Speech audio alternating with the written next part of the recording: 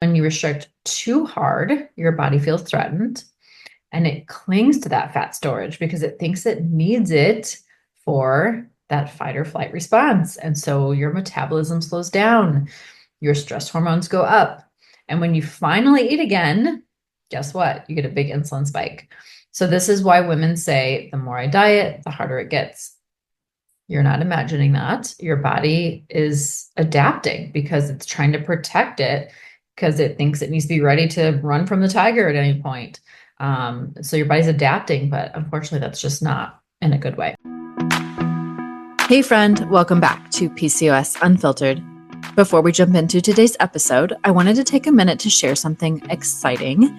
If you've been listening for a while, first of all, thank you, because this episode marks something pretty special. Last week, we celebrated episode 100, and today we're officially stepping into episode 101 and the start of a brand new season of the podcast. You may have already noticed a few changes, including some new music and a fresh feel to the cover. While the heart of this podcast isn't changing, I do believe it's evolving. When I started this podcast over a year ago, my goal was simple: to help women understand what was really happening in their bodies so they could stop feeling confused, frustrated, and alone. Since then, we've had conversations about hormones, insulin resistance, nervous system regulation, mindful eating, trauma, gut health, metabolism, and so much more. What I've learned along the way is that healing is never just about one diagnosis, one symptom, or one lab result. It's about understanding the bigger picture and learning to listen to the messages your body has been sending all along. As we move into this next season, that's exactly what we'll continue doing together. Now, today's episode is actually a replay from the very first series I ever recorded for the podcast. It's part 2 of a 3-part series on insulin resistance, and honestly, the information is just as important today as it was when I first shared it. Especially now, as more conversations are happening around insulin resistance, metabolic health, PCOS, and what many experts are beginning to recognize as PMOS, I felt this series deserved another moment in the spotlight. So if you've never heard this episode before, you're in for a treat. And if you've been with me since the beginning, I think you'll hear it with fresh ears and maybe even pick up on something that hits differently today. Don't forget, the content shared on PCOS Unfiltered is for informational and educational purposes only. The views and opinions expressed by the host and guests are not intended to serve as medical advice. Always consult with a qualified healthcare professional before making any changes to your diet, exercise, or treatment plan. The information shared is based on personal experience and expert interviews and is not a substitute for professional medical guidance. Let's jump into part 2 of this insulin resistance series, the real causes of insulin resistance in PCOS.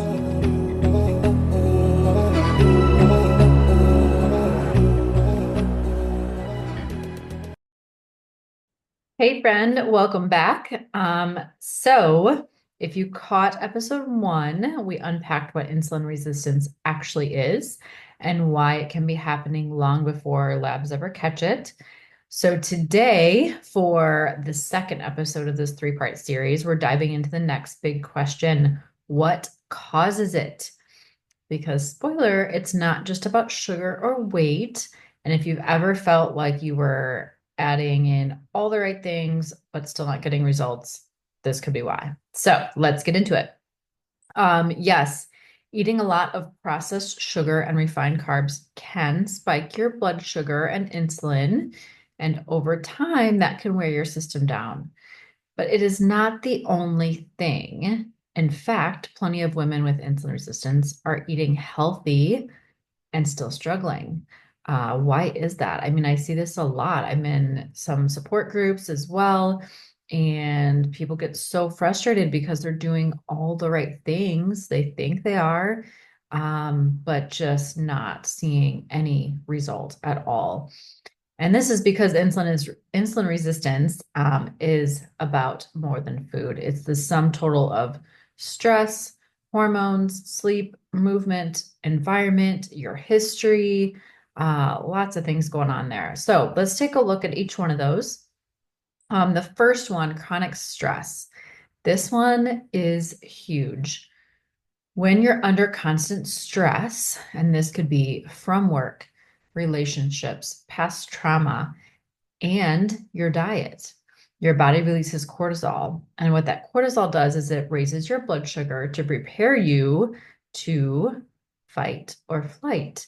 Um, your body doesn't like to be in that state all the time. It shouldn't be in that state all the time. So that means that more insulin is released. And if that cycle keeps repeating, then you got it, insulin resistance.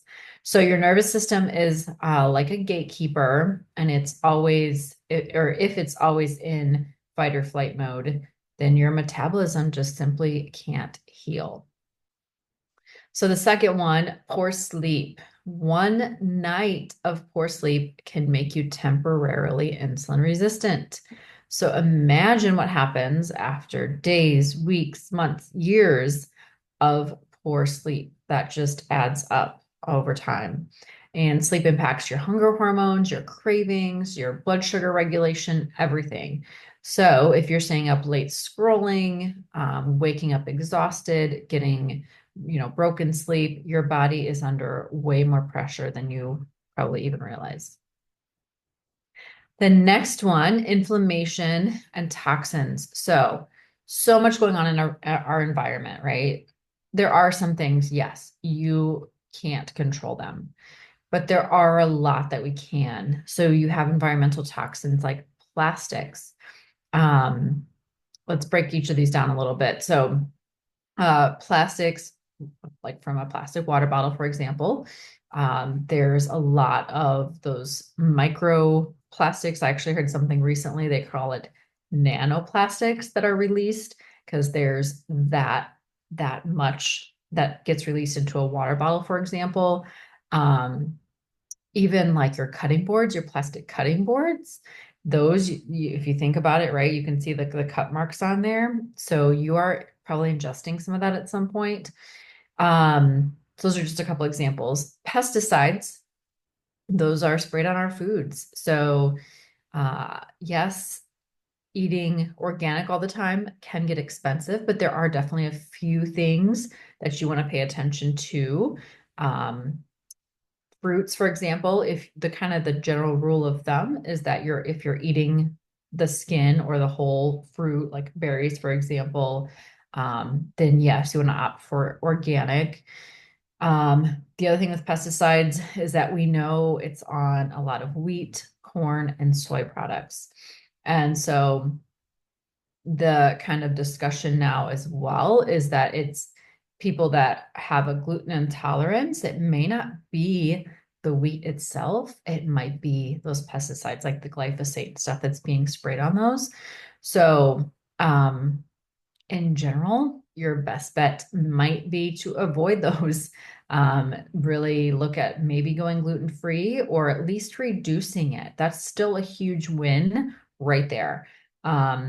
And then, I mean, also just going for, if you still want to have the breads and then pastas and stuff, but maybe look at making your own bread or really just going to like a fresh bakery and getting some fresh stuff like that.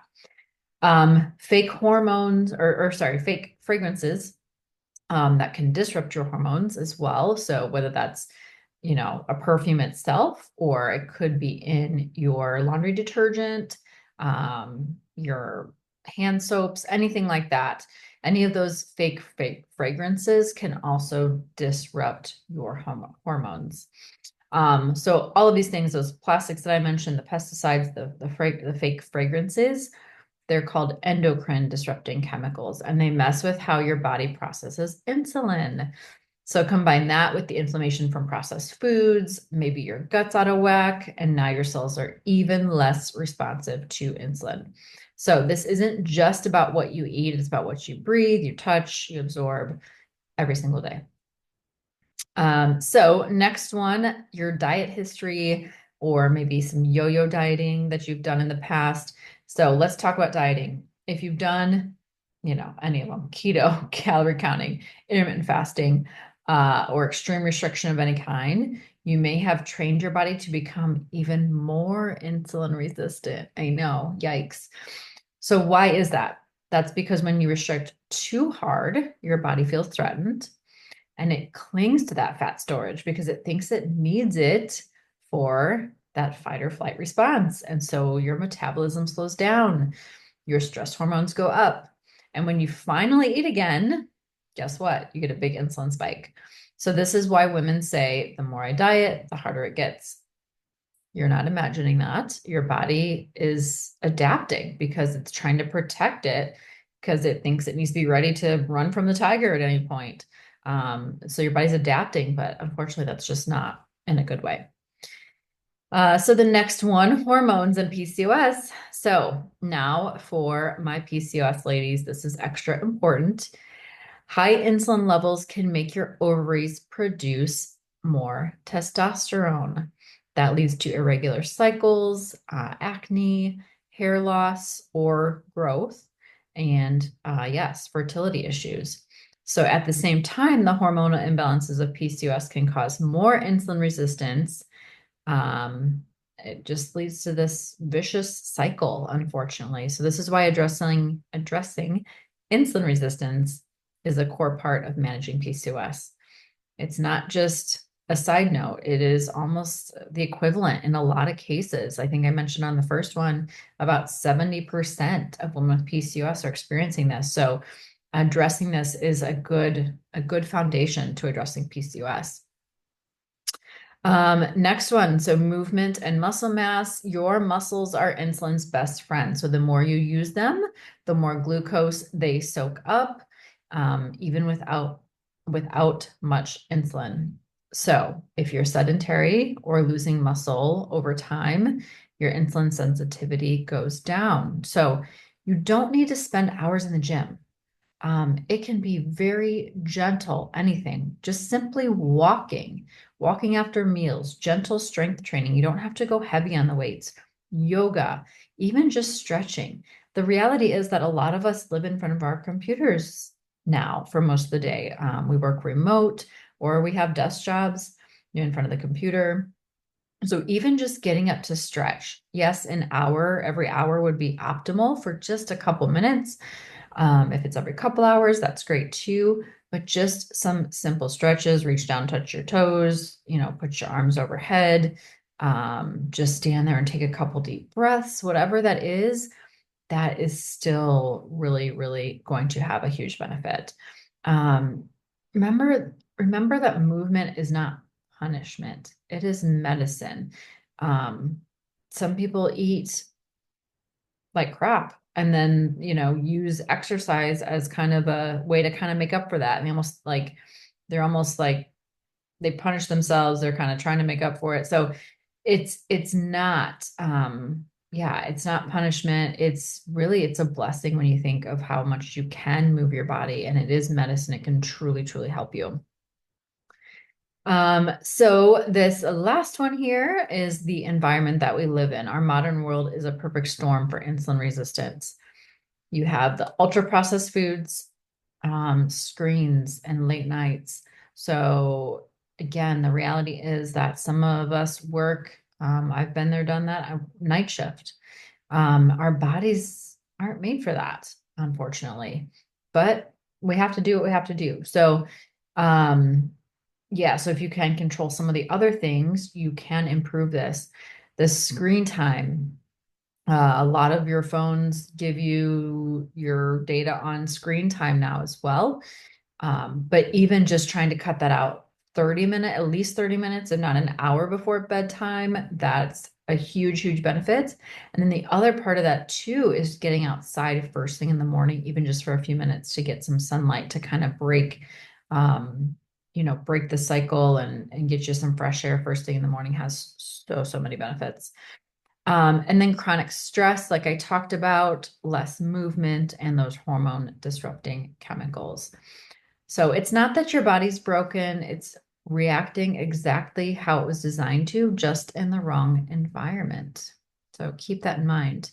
And once you start shifting that environment, even with small steps, your body starts to respond differently. That is the key here, because you can't control everything all the time. So just one tiny little step. So whether that means taking that moment to stretch, even if it is just ends up being one time during the day that you didn't get in before, then that's one small step. And then you can build up to stretching a couple times during the day, or you're tracking your steps and maybe you're really low on steps. Maybe you're at like 4,000 steps a day. You realize try to get to 5,000 steps a day for a couple weeks and then try to increase it from there. Whatever it might be, just try to control those little things, improve those little things, and your body will respond differently and you will see some great results. So here's the big takeaway. Insulin resistance is complex. It's not just about being lazy or eating too much or doing it wrong. It's your body responding to stress, inflammation, hormones, and your history. And when you understand those root causes, you can finally stop blaming yourself. So next week in part 3, we'll talk about why doctors don't catch this, and why isn't fasting insulin a standard test? Why do we wait until things are bad to take action? And how can you advocate for yourself? So make sure you are subscribed so you don't miss it. And as always, thank you for being here, for doing the work, and for showing up for you. And I will see you next time. Bye. Thank you so much for joining me for this replay episode. I hope today's conversation helped you see that insulin resistance is about so much more than willpower, calories, or eating too much sugar. Your body is always responding to the environment it's living in. And when we understand those root causes, we can finally stop blaming ourselves and start making meaningful changes. In a few weeks, we'll wrap up this 3-part insulin resistance series with one of my favorite topics, why doctors often miss insulin resistance, why fasting insulin isn't routinely tested, and how to advocate for yourself when you know something feels off. If you found this episode helpful, be sure to follow the podcast, share it with a friend, and leave a review. It helps more women find these conversations and reminds the platforms that these messages matter. Thank you for being here. Thank you for showing up for yourself. And thank you for being part of this new season of the podcast. I'm sending you so much love, and I'll see you on the next episode of PCOS Unfiltered. Nourish, heal, thrive.